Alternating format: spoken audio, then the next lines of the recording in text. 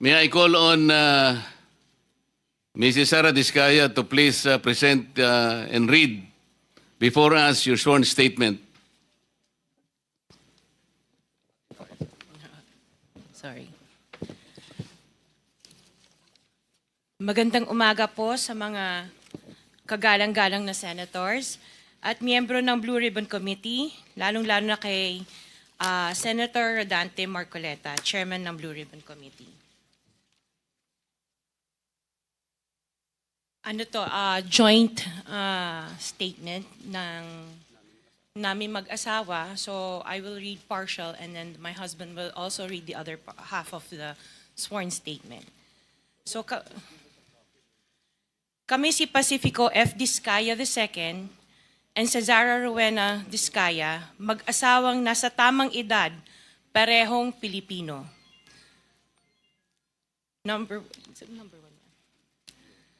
Number one, noon 2003, kaming mag-asawa ay tinayun ang kumpanya na pinangalan namin St. Gerard Construction. Ipinarehistro namin ito sa DTI, nakakuha ng contractor's license at nagsimula na lumahok sa mga pribadong construction projects. Number two, kinalaunan nagsimula na rin kami na lumahok sa mga government projects. Natuklasan namin na hindi naging madali ang trabaho sa mga government projects. Madalas mahirap ang paniningil ng bayad at matagal bago kami mabayaran ng gobyerno. Number 4, hanggang dumating ang pagkakataon, lumapit sa amin ang isang kaibigan na si Voltaire Claveria at inalok kaming magkaroon ng proyekto sa national level gamit ang aming lisensya. Number 5, ipinakilala niya ang sarili niya na nagtatrabaho para sa isang congressman at nangakong kapag nagbigay kami ng pera ay makakakuha kami ng proyekto.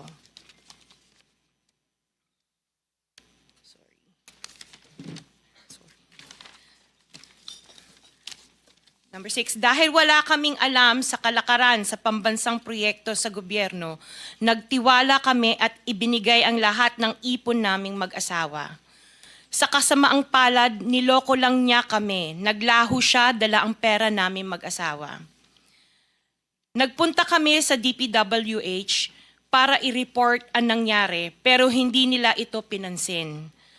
Kahit ganon, hindi kami sumuko. Gusto ko pa rin gawin ng tama ang negosyo, kaya patuloy kaming sumasali sa mga biddings sa gobyerno.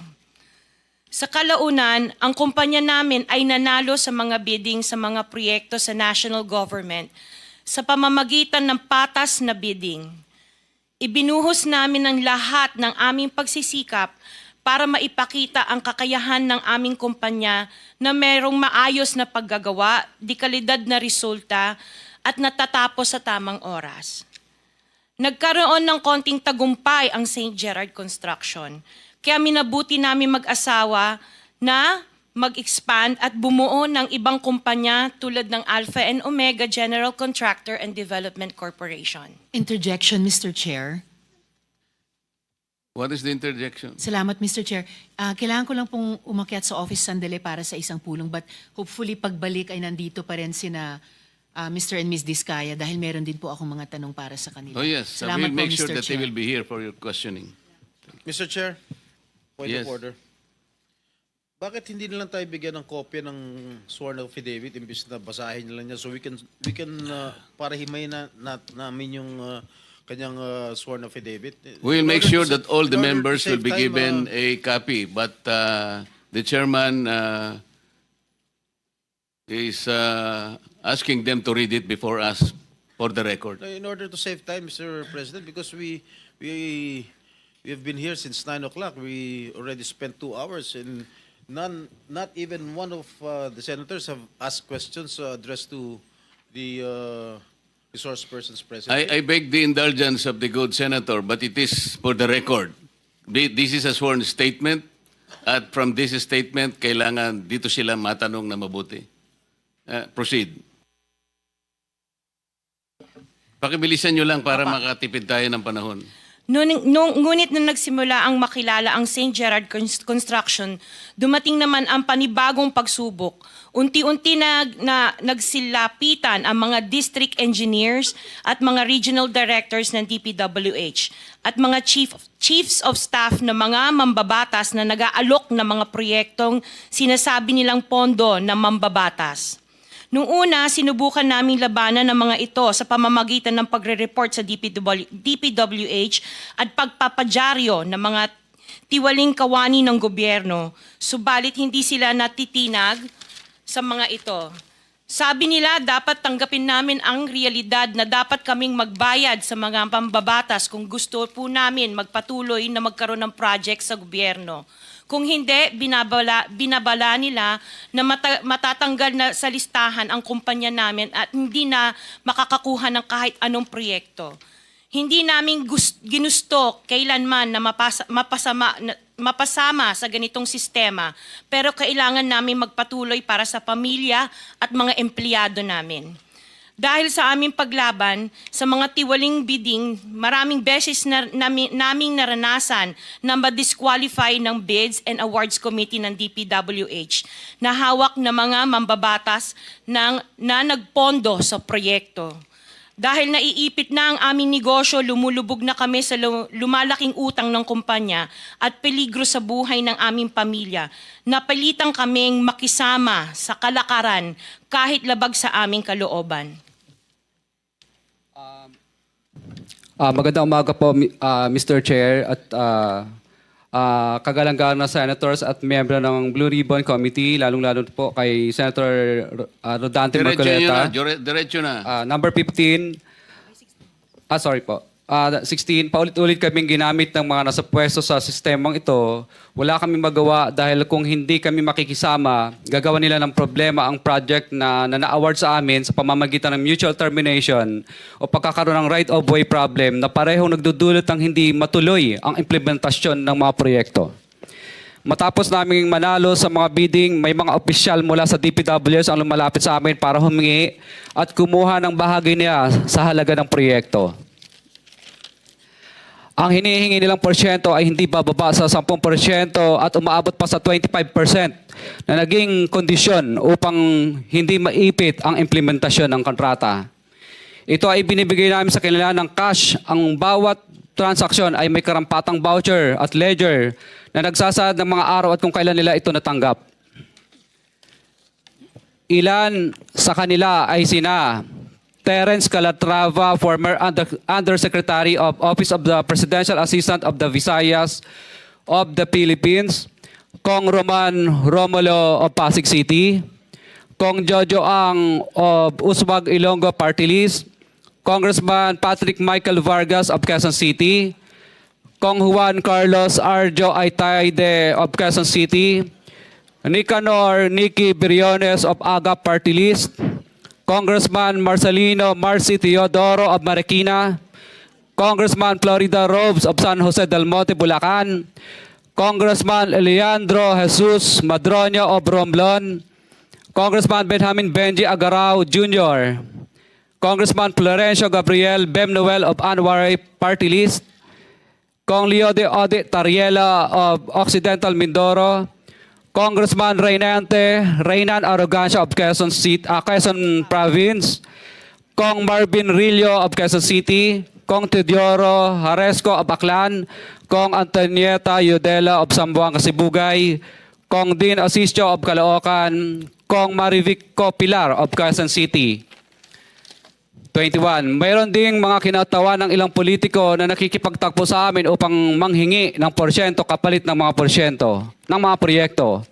Ang mga porsyentong ito ay 25% ay ipinipilit sa amin bilang karaniwang kalakaran na wala akong kakainang tanggihan. Ilan sa kanila ay sina Regional Director Eduardo Virgilio of DPWS Region 5, Director Ramon Ariola III of Unified Management UPMO, District Engineer Henry Alcantara, DPWS Bulacan First, Undersecretary Robert Bernardo, District Engineer Aristotle Ramos of DPWS Metro First, Pasig City, District Engineer Manny Bulusan of DPWS North, Manila Deo, District Engineer Edgardo C. Pingol of DPW's Bulacan Subdeo, District Engineer Michael Rosaria of DPWH Quezon 2nd Deo. Karamihan sa mga kawani ng DPWH na nabanggit sa itaas ay paulit-ulit na binabanggit ang delivery ng pera ay para sa kay Saldico na dapat at least 25%.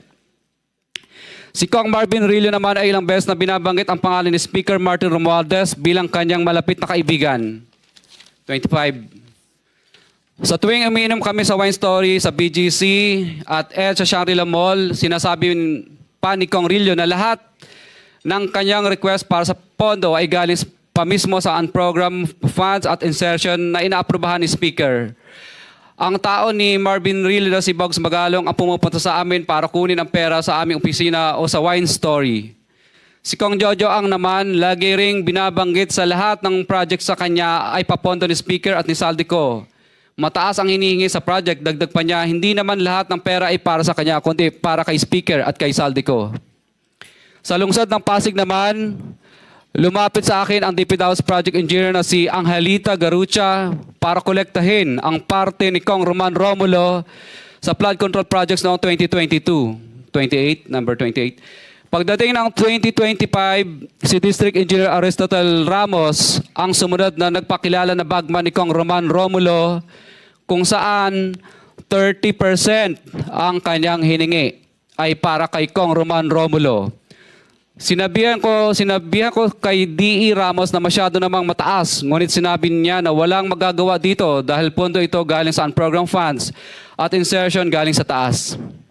Sa ilang pagkakataon, ang mga politiko na personal na inabutan ng halaga ayon sa hiningi nilang porsyento mula sa proyekto. Ang pagbabayad na ito ay hindi naman kagustuhan kundi isang hakbang na ginawa namin dahil sa matinding panggigipit.